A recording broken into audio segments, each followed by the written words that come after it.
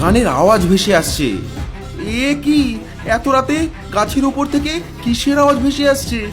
যাই তো, গিয়ে দেখি ব্যাপারটা কি।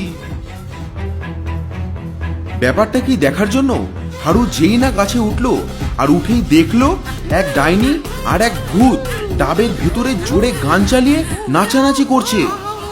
ওরে বাবা, এ কি দেখছি আমি? ডাবের ভিতর যে ডাইনি রয়েছে, আমার ডাবটাকে এরা বাড়ি বানিয়ে থাকছে। সেই ভয়ানক দৃশ্য দেখে হারু চটপট গাছ থেকে নেমে আসলো আর বলল, ওরো মা, এ তো পুরো ভুতুরে কাণ্ড। গাছের উপরে ওই বড় ডাবটার মধ্যে একটি ডাইনি আর একটি ভূত রয়েছে। হ্যাঁ, কি বলছো বাবা? ডাবের ভেতর ডাইনি? চলো চলো, আমরা বাড়ি ছেড়ে পালিয়ে যাই। না, আমরা পালাবো না, একটু ধৈর্য ধর। আমি কাল সকালে কিছু একটা ব্যবস্থা করছি। এই ডাইনিদের আমি তাড়িয়ে তবেই ছাড়বো। সেই রাতেই হারু, তার গিন্নি আর তার ছেলে ভেতরে গিয়ে একটি প্ল্যান করলো।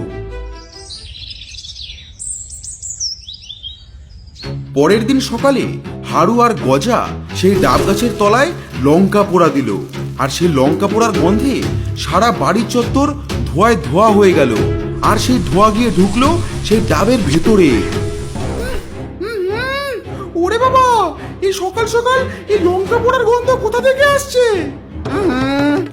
ইস, ও হ্যাঁ, ও গিন্নি গো, এই বাজে ধোঁয়ায় আমার চোখ মুখ জ্বলে পুড়ে একেবারে ছাড়খাড় হয়ে গেল তো। আমার মনে হয় এই কাণ্ড করেছে ওই নিচের বাড়ির লোকগুলো। এই ডাইনি, বেরিয়ে আয় বলছি আমার ডাব থেকে। এই ডাব গাছ আমার।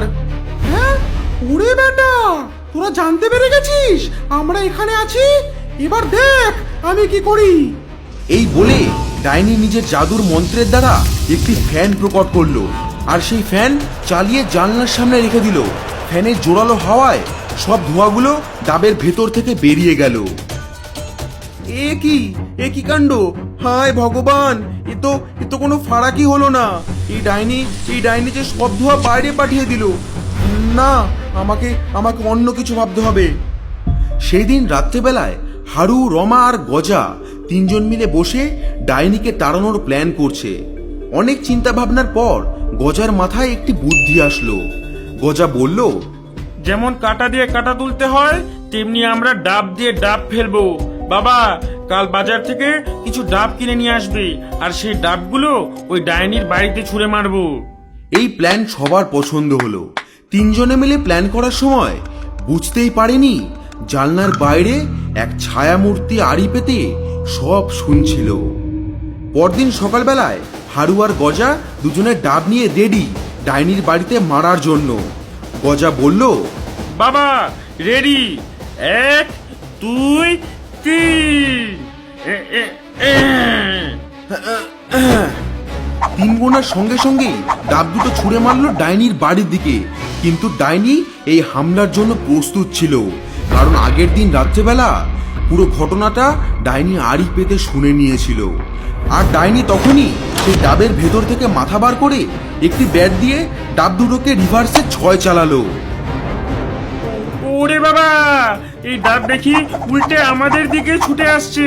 পালাও পালাও! ওরে বাবা, পালাও! এইবার হারু আর সহ্য করতে না পেরে বলল, না, এইভাবে আর হবে না। গ্রামের শেষে শ্মশানের ধারে ওই ভবাতান্ত্রিক থাকেন। আমাদের একমাত্র ওই তান্ত্রিক বাবাই বাঁচাতে পারেন। সেই দিন রাত্রেবেলায় হারু ভবাতান্ত্রিকের কাছে যায় আর গিয়ে সব খবর খুলে বলল, তান্ত্রিক বাবা, মস্ত বড় বিপদে পড়েছি আমরা। এক ডাইনি ওই আমাদের ডাব গাছের উপরে।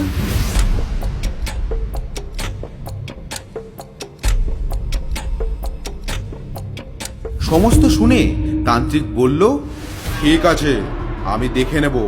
ওই ডাইনিকে আমি আমার শক্তির দ্বারা শেষ করে ফেলব। সেই দিন রাত্রেবেলায় তান্ত্রিক হারুর বাড়ির সামনে এসে উপস্থিত হলো। তান্ত্রিক নিজের মন্ত্রের দ্বারা একটি আগুনের গোলা প্রকট করলো আর করে ছুঁড়ে মারলো সেই ডাবটির দিকে। আগুনের গোলাটি ডাবের গায়ে লাগতেই ডাবটি গরম হতে শুরু করলো। ডাবের ভেতরের মেঝে গরমে লাল হয়ে উঠল। আর ডাইনিরা গরমে লাফালাফি করতে লাগলো। হ্যাঁ, এ কি মেঝেটা গরম হচ্ছে কেন? ওরে বাবা, ওরে মা, এটা এটা হঠাৎ গরম হয়ে উঠলো কেন? ওরে বাবা রে, পুড়ে গেল রে। ওরে বাবা, ওরে মা, জ্বলে গেলাম রে, পুড়ে গেলাম রে। ওরে মা রে,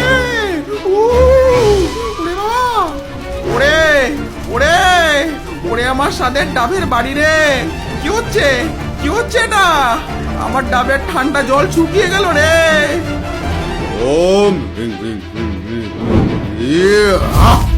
এই ডাইনি, নিজের যদি ভালো চাস তো বেরিয়ে আয় ওখান থেকে। ছেড়ে দে, ছেড়ে দে ওই ডাব।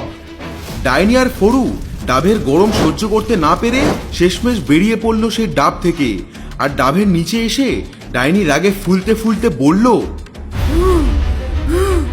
ওরে বেটা, তবে তবে এই কাজ তোর।